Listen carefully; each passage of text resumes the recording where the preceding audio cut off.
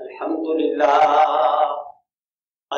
لله نحمده ونستعينه ونستغفره ونؤمن به ونتوكل عليه ونعوذ بالله من شرور أنفسنا ومن سيئات أعمالنا من يهده الله فلا مضل له ومن يضلله فلا هادي له ونشهد أن لا إله إلا الله وحده لا شريك له ونشهد أن محمدا عبده ورسوله أما بعد فإن خير الحديث كتاب الله وخير الهدي هدي محمد صلى الله عليه وسلم وشر الأمور محدثاتها وكل بدعة ضلالة وكل ضلالة في النار فأعوذ بالله من الشيطان الرجيم بسم الله الرحمن الرحيم من كان يريد العزة فلله العزة جميعا إليه يصعد الكلم الطيب والعمل الصالح يرفعه والذين يمكرون السيئات لهم عذاب شديد ومكر أولئك هو يبور. برادران محترم، سورہ فاطر کی ایک آیت کی میں نے تلاوت کی. اس آیت کریمہ کا مفہوم یہ ہے جس کسی شخص کو عزت کی تلاش ہو اس کو یہ بات اپنے دل اور دماغ میں بٹھا لینی چاہیے کہ عزت کا سرچشمہ اللہ کی ذات ہے. ساری عزتیں اور ذلتوں کے فیصلے آسمان سے ہوتے ہیں. الیہ یصعد الکلم الطیب، اچھی اچھی باتیں آسمان کی طرف جاتی ہیں. والعمل الصالح یرفعہ، اور نیک اعمال انسان کو بلند و بالا کر دیتے. جو لوگ مکر و فریب سے کام لینے والے، فرمایا ان کا مکر و فریب ناکام ہونے والا ہے. قرآن مجید میں کئی جگہ اس بات کا تذکرہ کیا گیا ہے کہ ہر آدمی کو عزت کی خواہش ہوتی، لیکن وہ اس عزت کو تلاش ایسی جگہوں پر کرتے ہیں جہاں حقیقی عزت موجود نہیں ہو. مال و دولت عزت کا ذریعہ، غیر مسلم لوگوں سے تعلقات عزت کا ذریعہ، اور غلط ملت حکمت عملی عزت کا ذریعہ، خالی ناموری حاصل کرنا غلط ملت طریقوں کے ساتھ اس کو عزت کا ذریعہ، یہ چیزیں عزت کا ذریعہ نہیں. اللہ رب العزت فرماتے ہیں کہ عزت تو اہل اسلام کے لیے ہے، اور اس کی وجہ اسلام کی وہ دولت ہے جس سے اللہ نے ان کو نوازا ہے. قبولیت اسلام کے بعد اللہ رب العزت کی طرف سے وہ دولت انسانوں کو مل جاتی ہے جس کا بدلہ دنیا کی کوئی چیز نہیں. ساری دنیا ایک طرف رکھتی جائے، نبی صلی اللہ علیہ وسلم نے فرمایا کلمہ طیبہ اس سے زیادہ وزنی ہے. ساری کائنات ایک طرف، فرمایا کلمہ طیبہ ایک. اس نے بخاری شریف میں ہے الحمدللہ سبحان اللہ کہنا تملا المیزان، میزان کو بھر دیتا. اصل عزت اسلام کی عزت ہے، اور سارے مسلمانوں کو یہی تلقین قرآن و سنت میں کی گئی کہ ایسی کوشش کرو کہ تمہارے وقار، تمہاری متانت، تمہاری عزت پر فرق نہ پڑے. اب انسان کو جو اللہ نے عزت اسلام کی قوت کے ساتھ دے دی ہے، انسان بعض ایسے کام کرتا ہے کہ اس سے وہ عزت مجروح ہو جاتی۔ نبی صلی اللہ علیہ وسلم معمولی باتوں کے بارے میں صحابہ کو تلقین فرماتے کہ یہ بات تمہارے وقار کے منافی ہے، اس لیے تم اس کو نہ کرو۔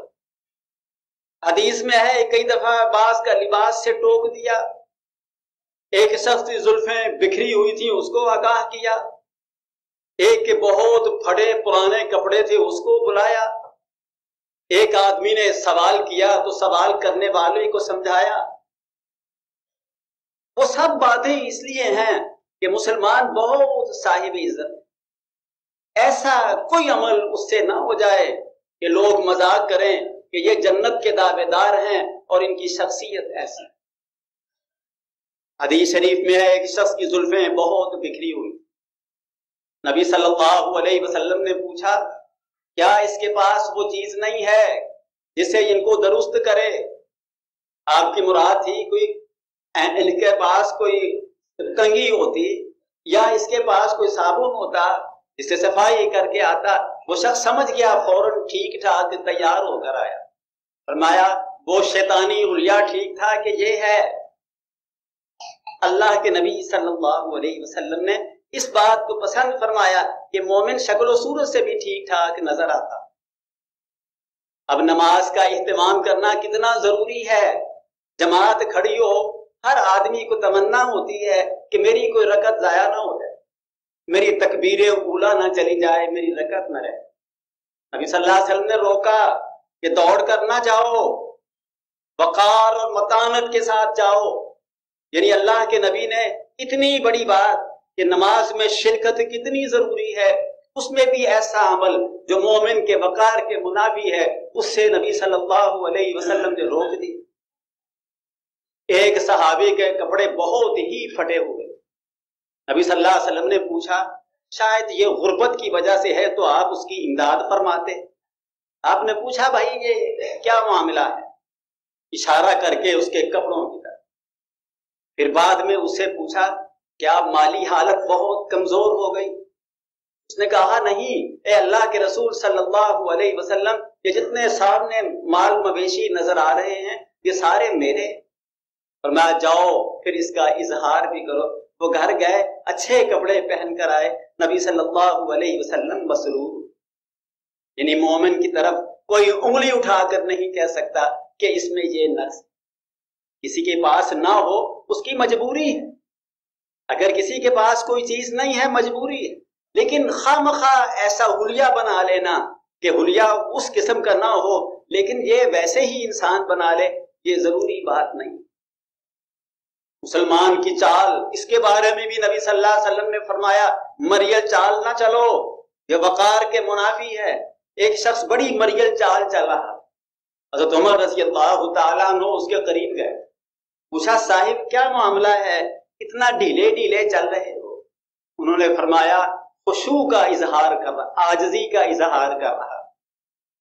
حضرت عمر نے کوڑا سیدھا کیا، فرمایا عاجزی دل میں ہوتی ہے اور چال میں نہیں ہے، یہ گردن میں نہیں ہے، گردن تم نے جھکائی ہوئی ہے، یہ نمائشی عارضی ہے، سیدھا ہو کے چل۔ یعنی اسلام اس بات کو بھی نہیں گوارا کرتا کہ کوئی چھوٹی سی بات اعتراض کا باعث بن جائے کہ یہ مومن ہے، یہ جنت کا وارث ہے، یہ کتنے ہلکے ہلکے چھوٹے چھوٹے کام کر رہا ہے۔ انسان کی عزت اور وقار پر فرق اس وقت پڑتا ہے جب کوئی آدمی کسی کے سامنے ہاتھ پھیلا دیتا ہے۔ اگر کوئی آدمی ضرورت مند ہے اس کو تو اللہ کے نبی نے اجازت دی، لیکن جو ضرورت مند نہیں ہے آپ نے اس کو سمجھایا کہ یہ بات درست نہیں۔ ایک حدیث میں آتا ہے نبی صلی اللہ علیہ وسلم کے پاس مال آیا، صدقات و خیرات کا مال تھا، نبی صلی اللہ علیہ وسلم مستحقین میں تقسیم فرمایا۔ حکیم بن حزام رضی اللہ تعالیٰ عنہ نبی صلی اللہ علیہ وسلم کے پاس آئے، فرمانے لگے اللہ کے رسول صلی اللہ علیہ وسلم مجھے کچھ دے دیں۔ آپ نے اس میں سے کچھ ان کو دے دی، انہوں نے پھر مطالبہ کیا کچھ اور دے دیں، آپ نے اور دے دی۔ جب انہوں نے تیسری دفعہ مانگا تو فرمایا اے حکیم اس بات کو یاد رکھ، یہ مال بڑا سرسبز و شیریں ہے لیکن جس میں استغنا نہ ہو اس کو برکت نہیں دیتا. یعنی جو آدمی سوال سے بچنا نہ چاہے اس کے لیے اس میں برکت نہیں ہوتی. یہ بات درست نہیں ہے کہ تم مانگتے جاؤ، فرمایا تم مانگتے جاؤ کہ میں دیتا جاؤں گا، بات اچھی نہیں. حکیم بن حزام رضی اللہ تعالیٰ عنہ نے فرمایا، اے اللہ کے رسول صلی اللہ علیہ وسلم، آپ گواہ رہنا قیامت تک، جب تک میں زندہ ہوں میں کبھی کسی سے سوال نہیں کرتا. نبی صلی اللہ علیہ وسلم کے بعد صدیق اکبر رضی اللہ تعالیٰ عنہ کو دور آیا، بہت مال غنیمت اکٹھا ہو کر مدینہ شریف آپ نے تقسیم فرمایا جس طرح کا طریقہ کار تھا، اور پوچھا حکیم بن حزام نہیں آئے. ان کو بلایا گیا، فرمایا میں نے اللہ کے نبی سے عہد کیا ہوا ہے کسی سے نہیں لے. پھر حضرت عمر کے زمانے میں تو اربہا کی دولت مدینے میں آ گئی. حضرت عمر نے بہت ان سے کہا بھائی کچھ لے لو، تمہارا حق ہے، یہ خیرات تو نہیں، یہ تو حق ہے. فرمایا میں محمد رسول اللہ صلی اللہ علیہ وسلم کو یہ عہد دے چکا ہوں کہ کبھی کسی سے کوئی چیز قبول ہی نہیں کرنی. پھر آپ نے حضرت عمر نے فرمایا اے لوگوں گواہ رہنا، اگر اللہ کے پاس میرے بارے میں سوال ہوا تم نے حکیم کو مال کیوں نہیں دیا، تم کہنا میں نے پیشکش کی تھی حکیم نہیں مانا، اس نے محمد رسول اللہ سے عہد و پیمان کیا ہوا. یہ مسلمان تھے، کوئی ایسی بات ان سے نہ ہو جائے جس سے اسلام پر حرف آئے، مسلمانوں پر حرف آئے اور ان کی عزت پر حرف آئے. کوئی چیز دین کی عزت کے خلاف قبول نہیں کرتے تھے، چاہے کچھ کیوں نہ ہو. مشہور حدیث ہے کہ نبی صلی اللہ علیہ وسلم کے پاس ایک شخص آیا، اس نے دیکھا کہ بہت صحابہ بیٹھے ہوئے ہیں اور اگر میں سوال کروں تو کافی رقم اکٹھی ہو جائے. اس نے پوچھا کہ اللہ کے نبی صلی اللہ علیہ وسلم میں ضرورت مند ہوں، سوالی، آپ کچھ پیسے مجھے لے. نبی صلی اللہ علیہ وسلم اپیل فرماتے تو جو تن من دھن سب قربان کر دیتے تھے، اس کو پیسے نہ دیتے. آپ نے اس سے پوچھا بھائی تیرے گھر میں کوئی ایسی چیز ہے جو قابل فروخت ہو، جو فالتو چیز گھر میں پڑی ہوئی ہو، تمہیں ضرورت نہ ہو؟ اس نے کہا جی ہاں، ایک چادر ہے اور ایک لکڑی کا پیالہ ہے. فرمایا لاؤ. نبی صلی اللہ علیہ وسلم نے اسے وہ لے لیا. پوچھا کوئی گاہک ہے اس کا؟ اب فروخت کرنے والے محمد رسول اللہ ہوں، گاہک سارے ہی ہیں. ایک نے فوراً پیشکش کی کہ اتنے پیسے مجھ سے لے لیں. آپ نے فرمایا تھوڑے. دوسرے صحابی نے دگنے پیش کیے، قبول فرمائے. اسے کہا جاؤ یہ پیسے لے جاؤ اور مدینہ شریف کے بازار میں جاؤ، کلہاڑی اور اس کا دستہ لے کر. وہ آدمی لے کر آیا، آپ نے دست مبارک سے وہ کلہاڑی درست کی. فرمایا اب مدینے کے جنگل میں جایا کرو، لکڑیاں کاٹ کر منڈی میں آ کر بیچا. پھر 15 دن کے بعد میرے پاس آ. صحابی کہتے ہیں 15 روز کے بعد وہ شخص آیا. پہلے اس کا چہرہ پشمردہ تھا، اب بشاشت تھی اس کے چہرے پر، سرخ و سفید اس کا رنگ تھا. اللہ نے اس کو خوشحال بنا دیا. اللہ کے نبی صلی اللہ علیہ وسلم نے یہ گداگری مومنوں کے لیے پسند نہیں. نبی صلی اللہ علیہ وسلم سے پوچھا گیا تھا کہ اللہ کے رسول صلی اللہ علیہ وسلم یہ گناہ کبیرہ کیا ہیں، یہ بڑے بڑے گناہ؟ اس میں آپ نے فرمایا تھا الاشراک باللہ، اللہ کے ساتھ کسی کو شریک ٹھہرانا، بعد البنات، بچیوں کو زندہ درگور کرنا، فرمایا گداگری اور یہ بخل، اس کو نبی گداگری کو آپ نے کبیرہ گناہوں میں شمار فرمایا. میں گداگری کرنے والوں کے چہرے پر قیامت کے دن گوشت نہیں. نبی صلی اللہ علیہ وسلم نے ان لوگوں کو پسند فرمایا اور ایک جو لوگوں کو دینے والے ہیں لینے والے نہیں. فرمایا الید العلیٰ خیر من الید السفلی، اوپر کا ہاتھ نیچے کے ہاتھ سے بہتر ہے. جو دینے والا ہے وہ بہتر ہے، لینے والا بہتر نہیں. نبی صلی اللہ علیہ وسلم کے پاس کچھ لوگ آئے، انہوں نے مسافہ کرنا شروع کیا. یہ مسافہ یہ اہل یمن کی سوغات ہے جس کو حضور نے قبول فرمایا. پہلے مسافے کا رواج نہیں تھا. یمن کا ایک وفد آیا تھا، اس نے مسافہ شروع کیا. نبی صلی اللہ علیہ وسلم نے پسند کیا. ان لوگوں نے جب مسافہ کیا، ایک آدمی کے ہاتھ بڑے سخت تھے اور سیاہی سیاہی اس کے ہاتھ پر لگتی. آپ نے پوچھا جناب آپ نے کچھ ہاتھ پر لکھا ہوا ہے؟ یہ سیاہی لگ رہی ہے، کچھ لکھا ہوا ہے۔ اس نے کہا نہیں، لکھا ہوا کچھ نہیں ہے، میں پتھر توڑتا ہوں، وہ بڑا سنگین سخت کام ہے، اس سے میرے ہاتھوں میں گٹے پڑ گئے۔ نبی صلی اللہ علیہ وسلم نے اس کو قریب بلا کر اس کا ہاتھ پکڑا اور اس کو بوسہ دیا، فرمایا الکاسب حبیب اللہ، محنت کش تو اللہ کا دوست، محنت سے کمائی کرنے والا، ہاتھ سے کمائی کرنے والا۔ فرمایا وَأَنَّ نَبِيَّ اللَّهِ داؤد علیہ السلام كَانَ يَأْكُلُ مِنْ عَمَلِ يَدَيْهِ، فرمایا اللہ کے نبی داؤد علیہ السلام اپنے ہاتھوں کی کمائی کھاتے تھے۔ نبی صلی اللہ علیہ وسلم نے فرمایا کوئی نبی ایسا نہیں گزرا جس نے بکریاں نہ چرائی ہوں۔ صحابہ نے پوچھا اے حضور صلی اللہ علیہ وسلم آپ نے بھی؟ فرمایا میں نے بھی چند قرارید پر اہل مکہ کی بکریاں چرائی۔ بہت سی چیزیں ایسی ہیں، بہت سی صنعت و حرفت ایسی ہے جو اللہ کے نبی کرتے تھے۔ بڑے بڑے ہمارے ائمہ وہ خود دستی کام کرتے تھے تاکہ اسلام پر حرف نہ آئے کہ مسلمانوں کا امام ہے اور لوگوں سے پیسے مانگتا ہے۔ امام قدوری، یہ قدور ہانڈیا کو کہتے ہیں، یہ ہانڈیاں بناتے تھے اور علم حدیث پڑھاتے تھے۔ یہ بہت بڑے جورسٹ ہیں، فقیہ ہیں۔ ان کی کتاب قدوری جو ہے وہ ہدایہ کا متن ہے، ہدایہ تو اس کا حاشیہ۔ امام بزاز، یہ کپڑا کو فروخت کرنے والے، بڑے خیاط، درزیوں کا کام کرنے والے۔ نبی صلی اللہ علیہ وسلم کو یہ لوگ پسندیدہ تھے جو دستی کام کرتے۔ ایک حدیث میں ہے نبی صلی اللہ علیہ وسلم ایک قصاب کے گھر گئے، دعوت کھائی۔ نبی صلی اللہ علیہ وسلم ایک خیاط کے گھر گئے، دعوت کھائی۔ ایک شخص نے نبی صلی اللہ علیہ وسلم کی حجامت بنائی، وہ اس کا کاریگر تھا، آپ نے اس کو 1 ساغ کھجوریں ہدیۃً عطا فرمائیں کہ تم یہ کام تم نے سیکھا ہوا ہے، یہ لوگ۔ یعنی مسلمانوں میں یہ شوق پیدا کرنا کہ وہ خود کمائی کریں اور چاہے تھوڑے پر گزارا کر لیں، کسی کے سامنے ہاتھ نہ پھیلائیں۔ اب اس کے علاوہ بھی یہ ہے کہ اگر کسی اور چیز سے اسلام پر حرف آتا ہے، کتنا ہی خطرہ کیوں نہ ہو، کھڑے ہو جاتے کہ ہمارے ہوتے ہوئے مسلمانوں پر اور اسلام پر حرف آئے۔ نبی صلی اللہ علیہ وسلم نے حدیبیہ کا معاہدہ کیا، اس کی جو شرطیں تھیں وہ بظاہر مسلمانوں کے خلاف، کہ جو آدمی اہل مدینہ کا مکہ معظمہ میں چلا گیا واپس نہیں ہوگا، مکی اگر مدینے میں آگا واپس کیا جائے گا، اور بڑی عجیب شرطیں سب کی سب۔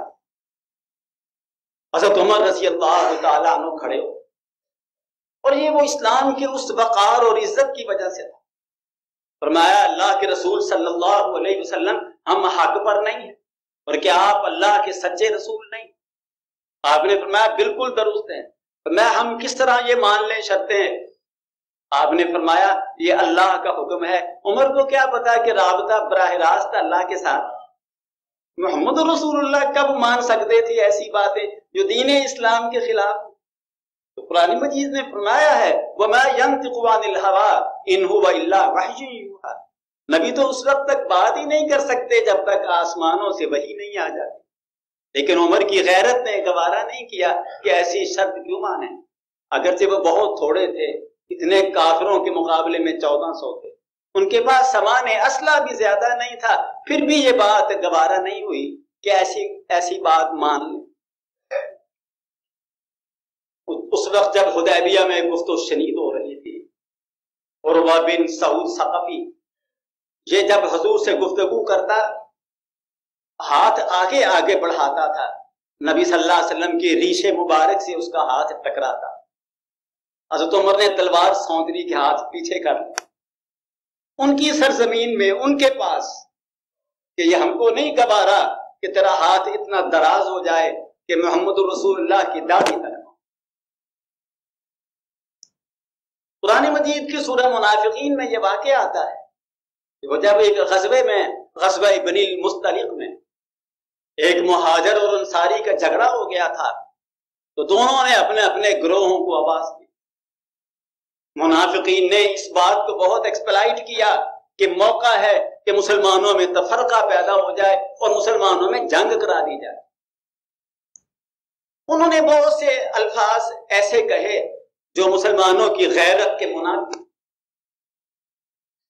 چنانچہ عبداللہ بن ابی بن سلول نے یہ کہا استغفر اللہ، جس کا مفہوم یہ ہے کہ اے اہل مدینہ، اے اوس اور خزرج والو، کیا تم نے اس لیے ان مہاجرین کو پالا تھا کہ کتا مضبوط ہو جائے تم کو پھاڑ کھائے؟ پھر اس نے کہا کہ عزت والا ان ذلت والوں کو مدینے میں داخل نہیں ہونے دے. تو گمان یہ تھا کہ جب ہم واپس چلیں گے اپنے شہر میں واپس، تو اب کیونکہ سارے لوگ مخالفت کر رہے ہیں اس لیے مسلمانوں کو مدینے میں داخل نہیں ہونے دیں. زید بن ارقم رضی اللہ تعالیٰ عنہ چھوٹی عمر کے صحابی، انہوں نے یہ بات عبداللہ بن ابی بن سلول کی سنی کہ اس طرح کی بات اس نے کہی ہے. وہ نبی صلی اللہ علیہ وسلم کی بات اس نے اپنے چچا سے تذکرہ کیا. انہوں نے اپنے چچا سے کہا اے چچا، اسلام کے خلاف ایسی باتیں عبداللہ بن ابی منافق نے کہی ہیں. چچا نے نبی صلی اللہ علیہ وسلم سے آ کر تذکرہ کیا. جب اس آدمی کو بلایا گیا وہ مکر گیا. زید بن ارقم کہتے ہیں مجھے شرمندگی ہوئی کہ یہ بڑی عمر کا آدمی ہے، انکاری ہے، لوگ کہیں گے زید بن ارقم جھوٹا ہے. اور سورہ منافقین کی آیتیں نازل ہوئی. لَيُخْرِجَنَّ الْعَزُّ مِنْهَا الْأَذَلُّ وَلِلَّهِ الْعِزَّةُ وَلِرَسُولِهِ وَلِلْمُؤْمِنِينَ وَلَكِنَّ الْمُنَافِقِينَ لَا يَعْلَمُونَ. فرمایا انہوں نے کہا تھا کہ عزت والا ذلیل کو مدینے میں داخل نہیں ہوگا. ماں کہہ دو ان کو عزت اللہ کے لیے ہے، عزت اللہ کے رسول کے لیے ہے، وَلِلْمُؤْمِنِينَ عزت تو مومنوں کے لیے ہے، وَلَكِنَّ الْمُنَافِقِينَ لَا يَعْلَمُونَ منافقین کو تو اس حیثیت کی خبر بھی نہیں. نبی صلی اللہ علیہ وسلم نے زید بن ارقم کو بلایا، کان ان کے پکڑ لیے، فرمایا اس چھوٹے کے کان سچے ہیں، آسمان سے جو وحی آ گئی. فرمایا اس بچے نے جو سنا تھا سچ سنا. پھر حضرت عمر رضی اللہ تعالیٰ عنہ نے تلوار نکالی. فرمایا اللہ کے رسول صلی اللہ علیہ وسلم حکم دیں اس منافق کی گردن یہی اڑا دو. آپ نے فرمایا نہیں. فرمایا چلو اہل مدینہ سے کہو، انصار سے، معاذ بن جبل سے کہو، سعد بن معاذ سے کہو، وہ اڑا دیں. فرمایا اے عمر لوگ کہیں گے اپنے ساتھیوں کو قتل کرتا ہے، رہنے. جب آپ شہر مدینہ میں داخل ہوئے تو یہی منافق کا بیٹا، اس کا نام بھی عبداللہ تھا، وہ مدینے کے دروازے پر کھڑا ہو گیا. سب لوگ جا رہے تھے. جب اس کا باپ آیا اس نے کہا ٹھہر جا. باپ نے بیٹے سے پوچھا تم نے مجھے کیوں روکا ہے؟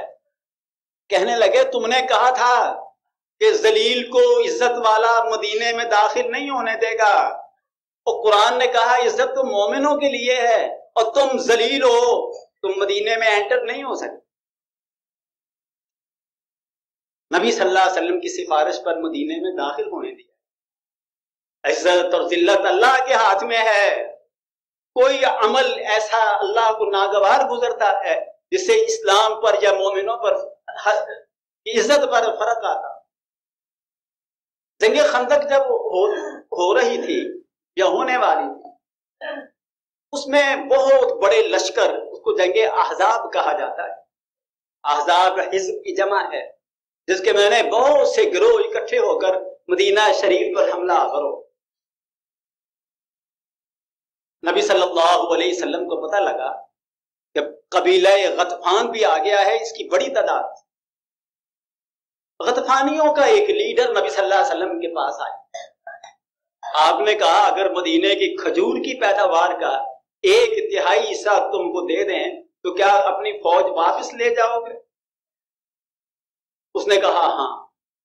نبی صلی اللہ علیہ وسلم نے مشورتاً بات پوچھی اس سے. پھر اہل مدینہ کو بلایا. فرمایا اے اہل مدینہ، اور جنگ تم سے ٹل سکتی ہے، کیا میں یہ غطفانیوں سے سودا کر لوں؟ حضرت سعد نے فرمایا اے اللہ کے رسول صلی اللہ علیہ وسلم، اور جب اب ہم مسلمان نہیں ہوئے تھے یہ غطفانی ہماری طرف دیکھ نہیں سکتے. آج اسلام کی دولت سے اللہ نے نوازا ہے، یہ شرط قبول کر لیں، ہرگز نہیں ہو. انہوں نے فرمایا وہ اصحاب موسیٰ تھے جنہوں نے حضرت موسیٰ سے کہا تھا انت وربک فقاتلا انا ہاہنا قاعدون. تو اور تیرا رب جا کے لڑو، ہم تو بیٹھے ہیں، فرمایا ہم کو حکم دیں، خدا کی قسم بحر عرب میں چھلانگے لگا دیں، ہم نے کوئی بات نہیں مانی۔ مسلمان اپنی غیرت کے خلاف دین کی بات کے بارے میں کوئی لالچ کو قبول نہیں کرتا۔ کتنی بڑی فوجیں تھیں، قرآن مجید میں آیا ہے کلیجے منہ کو آ گئے، یعنی اتنی فوج تھی، اتنے کم لوگوں پر حملہ آور ہو گئے کہ لوگوں کے کلیجے منہ میں آ گئے۔ حدیث شریف قرآن مجید میں کعب بن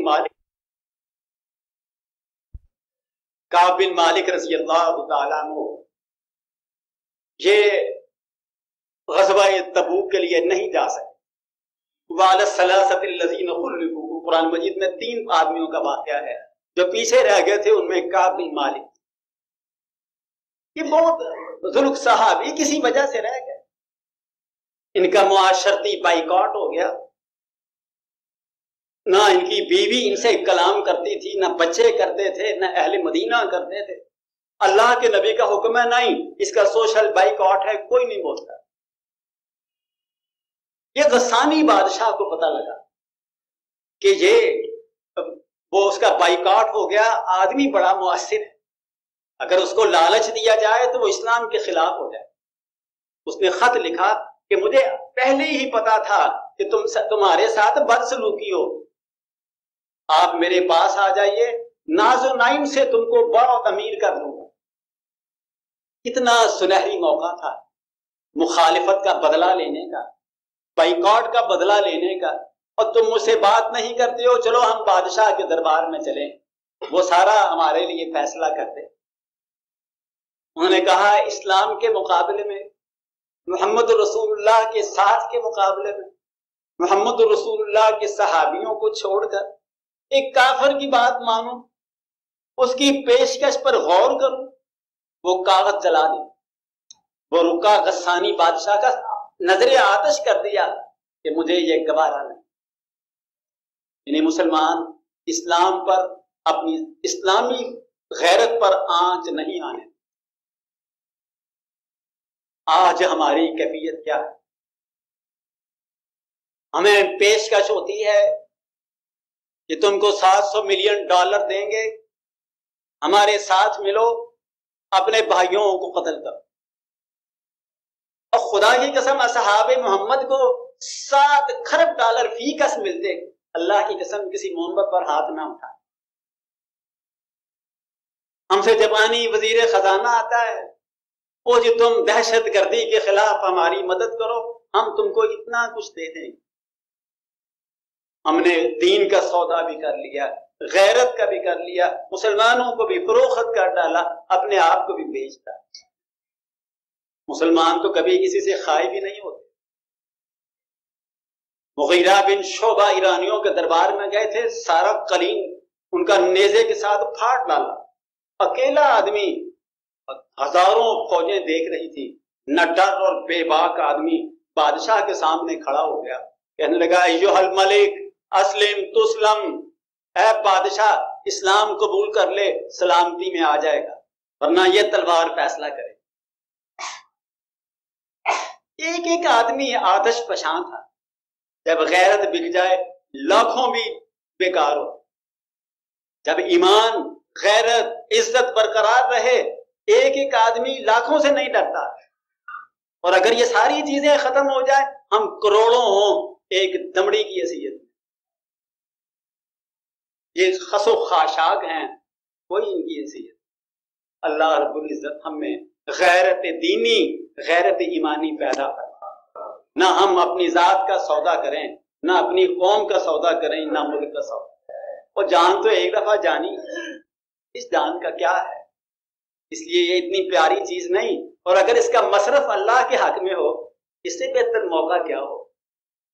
موت تو آنی ہی ہے، اور اگر اللہ کے رستے میں آ جائے جب مرضی آ جائے، اس سے بہتر سودا کیا ہے؟